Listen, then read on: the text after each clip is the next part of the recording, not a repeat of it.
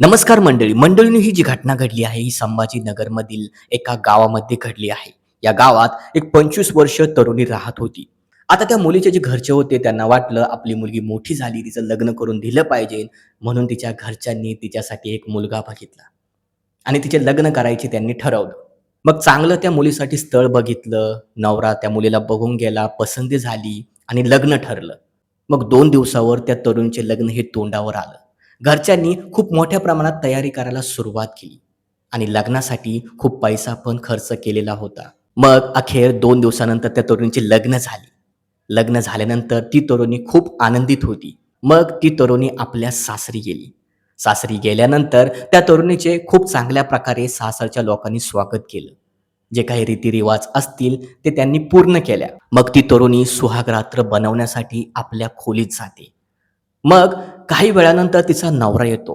आता तिला वाटलं, की नवरा माझ्यासोबत गोड-गोड बोलेल, मला हात लावेल. पण नवरा तिच्यापासून दूर राहत होता. मग त्या नवरीला वाटलं, नवरा हा दमलेला असेल, थकलेला असेल म्हणून तो जवळ येत नसेल.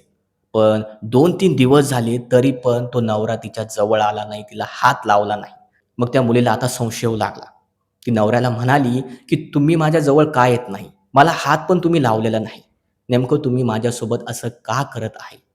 मग ती मुलगी त्या नवऱ्याला म्हणायला लागली, "अहो, तुम्हाला काही प्रॉब्लेम आहे का? प्रॉब्लेम असेल तर सांगा, आपण डॉक्टरकडे जाऊ, इलाज करू, काहीतरी बघू." पण तो नवरा काही पण तिला बोलत नव्हता. मग काही वेळानंतर तो नवरा तिच्याजवळ गेला आणि तिला म्हणाला, "मी तुझ्यासोबत तेव्हाच संबंध ठेवील, जेव्हा तू मला 20 लाख रुपये तुझ्या घरच्यांकडून आणून देशील." मग ती मुलगी त्याला म्हणाली, "मी एवढे पैसे कुठून आणू? माझे घरचे खूप गरीब आहे, त्यांच्याकडे एवढे पैसे नाहीये." मग त्या मुलीचे असे बोलणे ऐकून त्या नवरदेवाने त्या मुलीला खूप मारायला सुरुवात केली. ती मुलगी खूप जोरजोरात ओरडायला लागली. मग ती मुलगी जोरजोरात ओरडत असल्यामुळे तिचे सासू-सासरे त्या खोलीत आले. ती मुलगी म्हणाली, "बघा, तुमचा मुलगा मला मारत आहे, पैशाची मागणी करत आहे."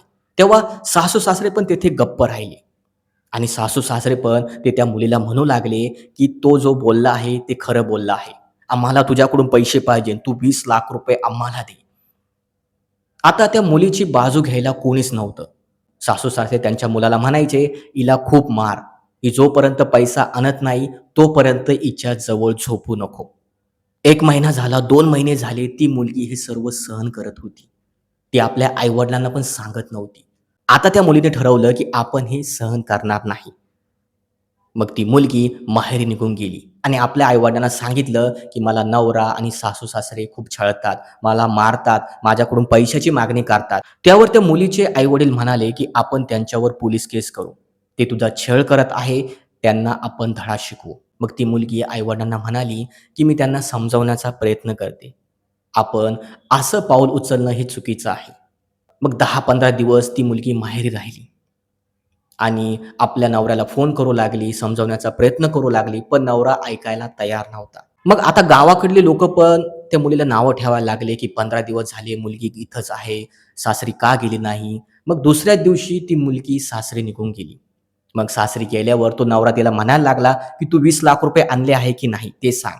सासू-सासरे पण तिला असाच प्रश्न करायला लागले. मात्र त्या मुलीचा एकच शब्द असायचा, की "आमच्याकडे एवढे पैसे नाही. आम्ही कुठून तुम्हाला पैसे देऊ?" आणि असे बोलल्यामुळे तो नवरा त्या मुलीला खूप मारायचा. दिवस-रात्र त्या मुलीचा छळ करत राहायचा.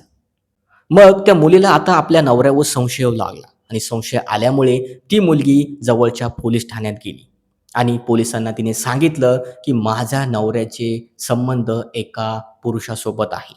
जो पुरुष त्याचाच मित्र आहे. त्या मुलाच्या आई-वडिलांनी त्याच्याविषयी आम्हाला काही सांगितलं नाही. आमची फसवणूक केली आहे, अशी तक्रार त्या मुलीने पोलीस ठाण्यात नवरदेवाची केली. मग पोलिसांनी ह्या प्रकरणाला खूप गांभीर्याने घेतलं. पोलिसांनी त्या नवरदेव आणि त्या सासू-सासऱ्यांना अटक केली आणि त्यांच्यावर कठोर कारवाई करायला सुरुवात केली. मंडळींनो, हे प्रकरण सध्या न्यायालयात आहे आणि पोलीस त्या प्रकरणाचा चांगल्या प्रकारे तपास करत आहे. येणाऱ्या काळामध्ये त्या तरुणीला नक्कीच न्याय भेटेल असे आपण गृहीत करू. पण मात्र मंडळींनो, या घटनेमुळे त्या तरुणीच्या जीवनात अंधार पडला. ज्या तरुणासोबत तिने लग्न केलं होतं, तो माणसात नव्हता. अक्षरशः तिच्या जीवनाची राख-रांगोळी झाली. मंडळींनो, या घटनेबद्दल माझं असं वैयक्तिक मत आहे, की लग्न करण्यापूर्वी चांगली तपासणी केली पाहिजे. नवरा कसा आहे, मुलगी कशी आहे, त्यांची वागणूक कशी आहे, हे सर्व बघितलं पाहिजे. मंडळींनो, या घटनेचा उद्देश कुणाच्या भावना दुखावणं किंवा अश्लीलतेचा प्रसार करणं हे नाही. जे समाजात घडतंय तेच आम्ही सांगण्याचा प्रयत्न करत आहोत. या घटनेबद्दल मंडळींनो तुमची काय प्रतिक्रिया आहे आम्हाला कमेंटमध्ये आत्ताच कळवा. आणि हो मंडळी, अशा सत्य घटना बघण्यासाठी या चॅनलला तुम्ही सबस्क्राईब करा. तर चला मंडळी, भेटू पुढच्या एका नवीन घटनेमध्ये, एका नवीन व्हिडिओमध्ये. तोपर्यंत जय महाराष्ट्र.